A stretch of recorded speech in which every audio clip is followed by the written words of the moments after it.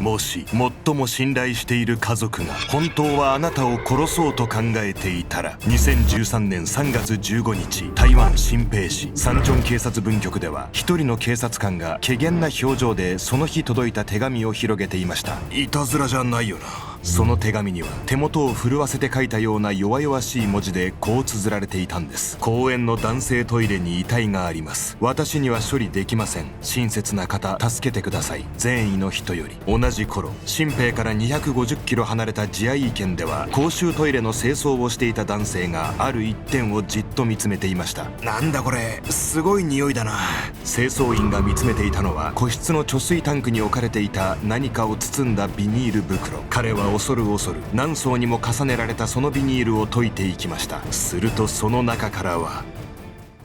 塩漬けにされた女性の頭部が出てきたんです。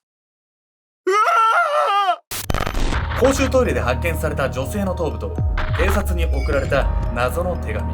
女性が無残にも殺害され、人目につく場所に遺棄された理由とは。この事件の犯人の殺人プランは、遺体が発見されて初めて完成するんです。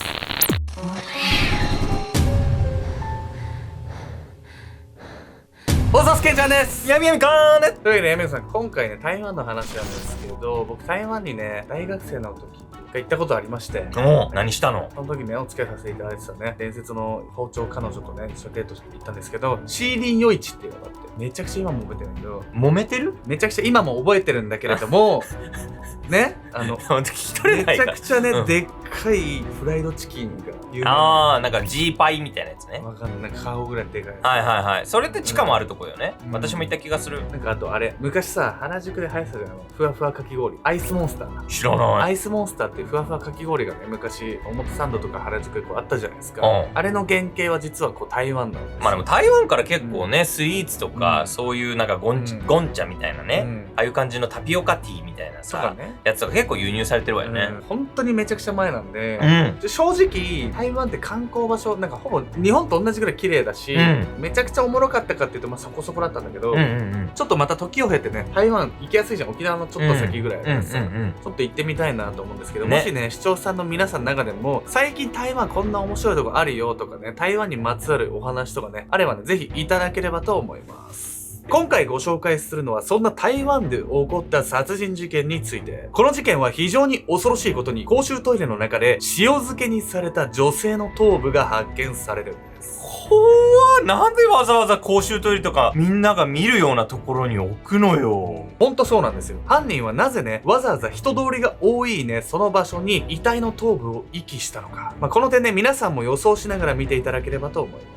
事件発覚の当日、発見された女性の頭部には不可解なメモが残されていたんです。そのメモが導き出した犯人の正体とは。偽りの親切心。2013年3月15日、台湾ジアイー県シュイシャン染宿場天宮の公衆トイレの個室の中では、清掃員が何かを見つめ、怪訝そうに顔をしかめていました。すごい匂いだな。貯水タンクの上には何層にも重なったビニール袋に包まれた不審な物体が。その物体はビニール越しでも強烈な異臭を放っていたんです。清掃員は恐る恐る手を伸ばし、縛られたビニール袋を解き始めました。全部で7枚も重ねられていたそのビニール袋。その最後の袋を開くと、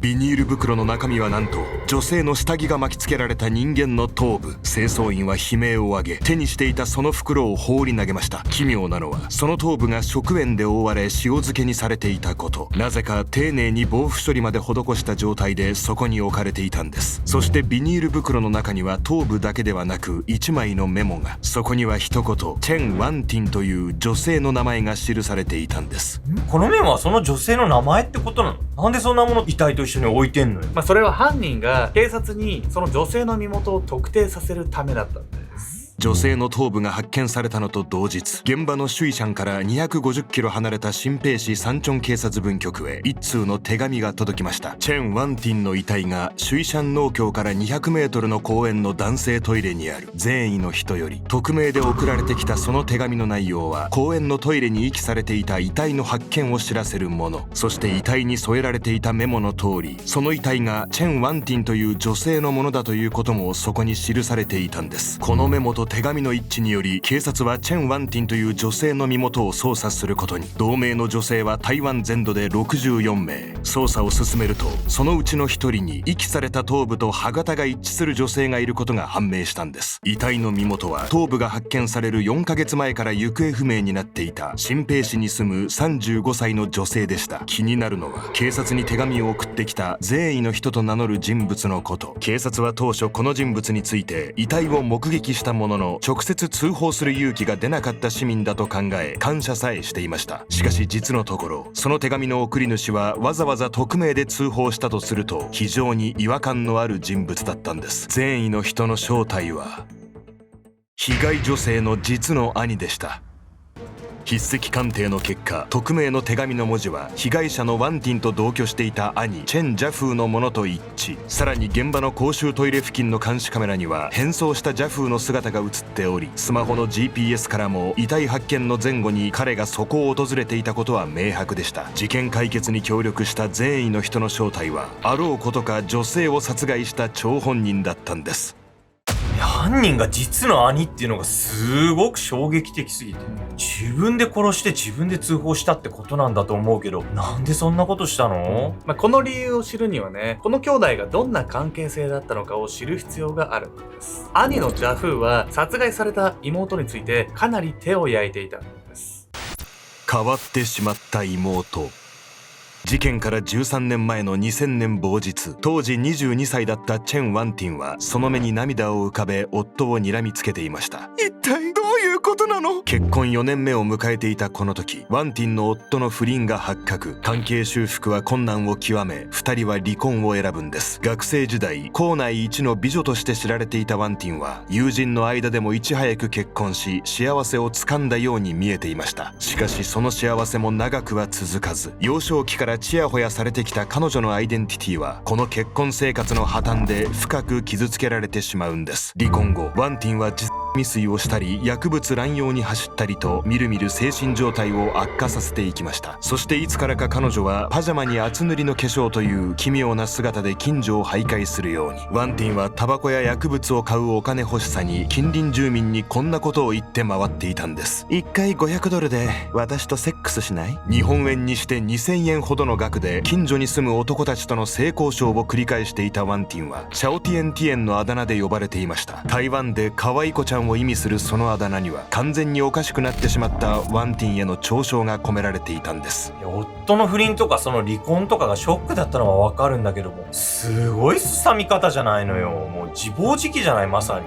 20代前半っていうのは人間が社会におけるアイデンティティを模索する時期なんですよ。その時期にね、夫の不倫や離婚を経験したってことが良くなかったんです。というわけで本日のメトラキーワード、アイデンティティクライシスについて。アイデンティティクライシスとは1950年にアメリカの心理学者エリク・エリクソンが提唱した概念。人間が自分の存在意義や社会における役割などを見失った状態を指します。特に思春期から20代前半にかけては人間が社会において自分が何者であるか、つまりアイデンティティを模索する傾向が強まる時期。この時期に結婚したワンティンにとって妻という役割は重要なアイデンティティでした。その役割を失うことが彼女にアイデンティティクライシスをもたらしたんです。アイデンティティクライシスは自分が何者でもなくなったような気がする、何のために生きていけばいいのかわからないといった虚無感をもたらし、うつ病や引きこもりの原因となることも。幼少期から美人で羨ましがられていたワンティン。そんな彼女が誰よりも早く結婚した幸せな妻というアイデンティティを失うことがいかに耐え難いものだったかは想像に難くありません。夫との離婚以来、精神的にボロボロの状態となっていたワンティン。見かねた母親は兄のチェン・ジャフーに彼女の面倒を見るように頼みました。こうしてワンティンと兄ジャフーの同居が開始。ワンティンは毎月8000台湾ドルの精神障害者補助金を受給していましたが、彼女は一人で管理できないため、そのお金もジャフーが少しずつ手渡していました。こう聞くと妹思いの面倒見のいい兄に思えますが、当のワンティンは近隣住民にこう漏らしていたといいます。お兄ちゃんが私のお金を持ってて、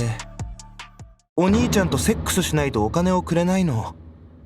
ワンティンの精神状態を思えばその発言の真偽は定かではありませんが、彼女がそう言い回っていたことで兄のジャフーは近所での立場をなくしてしまったんです。くそ、ワンティンのせいで俺は完全に笑い物だ。あいつと暮らし始めてから何もかもうまくいかない。ジャフーは当時妹ワンティンのこと以外にも大きな悩みを抱えていました。食堂で料理人として働いていたものの収入はあまり多くなかったジャフー。さらに2012年に中国出身の女性と結婚した彼は結納金を納めるために借金をし、銀行の残高はほぼゼロの状態に。加えて妹の世話までしなければならず、ジャフーはもはや我慢の限界に達しつつあったんです。この生活を脱するにはもうああするしかない。まあこの状況が煩わしいってのはわかるんだけどさ、殺すまではないじゃないのよ。どう考えても精神科に入院させるとかできることはあったでしょ。ジャフーが妹のワンティンを殺害した理由は単に彼女が煩わしかったというだけではないんです。その理由がね、わざわざ公衆トイレに彼女の頭部を遺棄したことにもつながってくるんです。命の値段。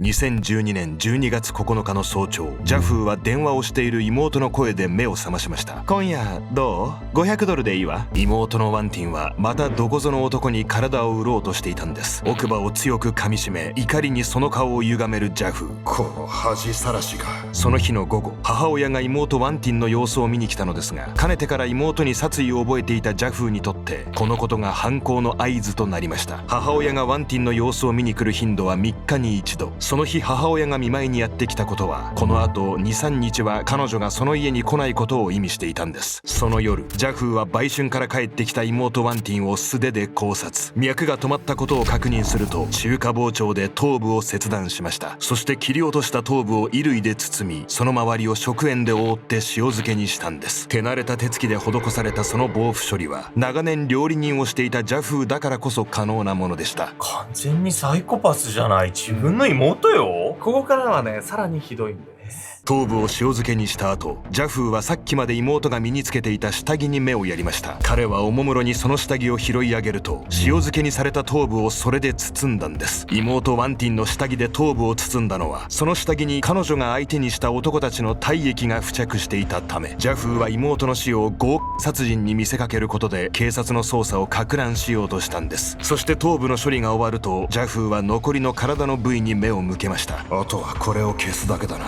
そう思案しながら、ジャフーは料理人として使い慣れたある道具を取り出しました。深夜のアパートの室内に響く無機質な機械音と何かが潰れるような音。ジャフーが無表情に見つめるその先では、ミンチ機が細切れになった人肉を吐き出していた。しばらくして機械の作業を終えたジャフーは、ミンチ状になった妹ワンティンの遺体を水に溶かし、浴室の排水口へ少しずつ流していった。これで証拠は完全に消える。翌日、アパートの一つ下の階の部屋には配管トラブルの対応のため業者が駆けつけていた。ミンチ肉？誰だこんなに大量に流したのは。配管に詰まったその肉を取り除いた業者には、まさかそれが人肉などとは気づく余地もなかった。ここから4ヶ月後の2013年3月、ジャフーは自宅から250キロ離れたジアイー県まで電車で向かい、公衆トイレに妹の頭部を遺棄。その道中、顔が割れないよう3回も着替えて変装を繰り返しました。その後、ジャフーは地元新平市の警察へ手紙を送り、遺棄された頭部が妹ワンティンのものだと特定されるよう仕向けたんです。チェン・ワンティンの遺体がシュイシャン農協から200メートルの公園の男性トイレにある。善意の人より、その手紙の筆跡が動かぬ証拠となることは彼にとって完全な盲点でした。そして解せないのは、ジャフーがなぜわざわざ発見されやすい場所に頭部を置き、警察に手紙を送るようなことをしたかということ。それはワンティンの遺体が発見されなければ、彼女にかけていた保険金が受け取れないからでした。実のところ、ジャフーは過去に保険の営業マンをしていたことがあり、その経験をもとに妹名義で5つの生命保険を契約していました。保険の総額は600万台湾ドル。決して稼ぎが良くなく、結婚の結納金もあって借金を負っていたジャフーは、日本円換算で2000万円ほどのその保険金を手に入れ、困窮を脱しようと考えていたんです。つまり妹をお金に変えようとしてたんじゃないのよ。手紙に書かれてた善意の人間みたいなイメージと真逆じゃない。間違いないんです。ただね、精神障害の妹さんをね、お世話するっていうのは、やっぱり大変なことではあったようなんです。殺人に及ぶっていうのはね、言語道断ではもちろんあるんですけれども、介護する側の人のね、負担っていうのもちゃんと考えながらね、社会福祉とか含めて整備されてないと、本当に共倒れっていうこともよくあるんで、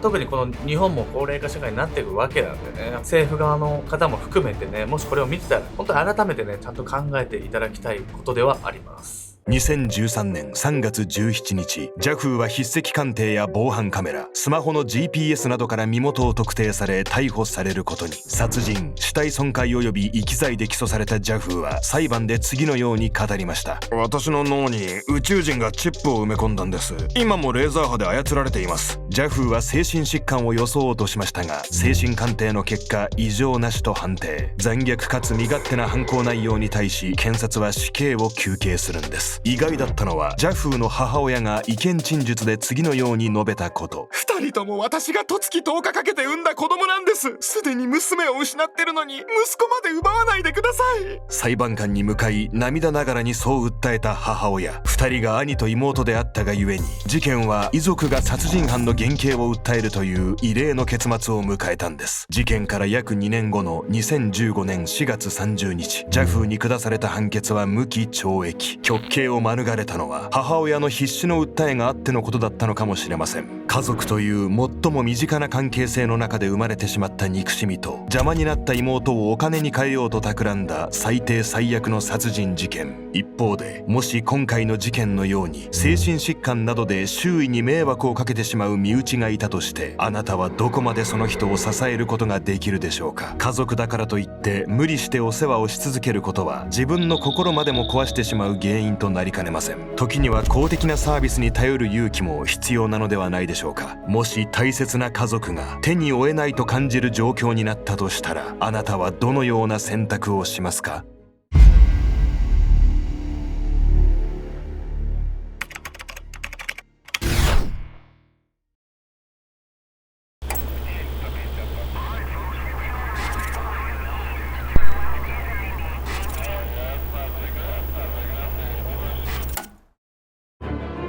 もし授業中に同級生が突然暴れ始めたら、あなたはそれを止められますか？2024年10月15日、ボリビア・ラパス県カラナビ市。市内にある教員養成学校で衝撃的な事件が発生しました。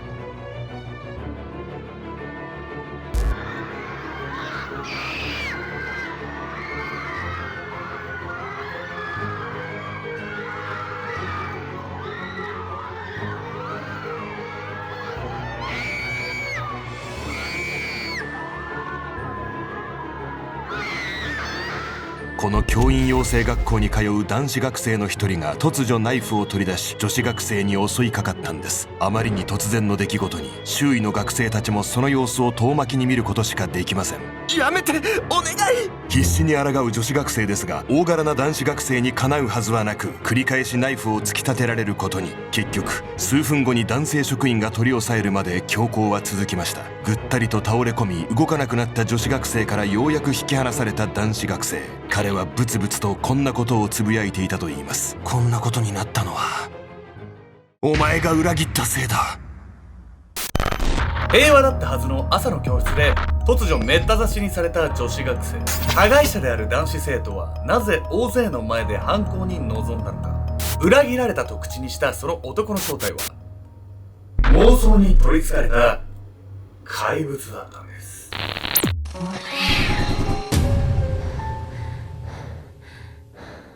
この動画の続きはオンラインサロン秘密結社アルゴメトリーでご視聴ください。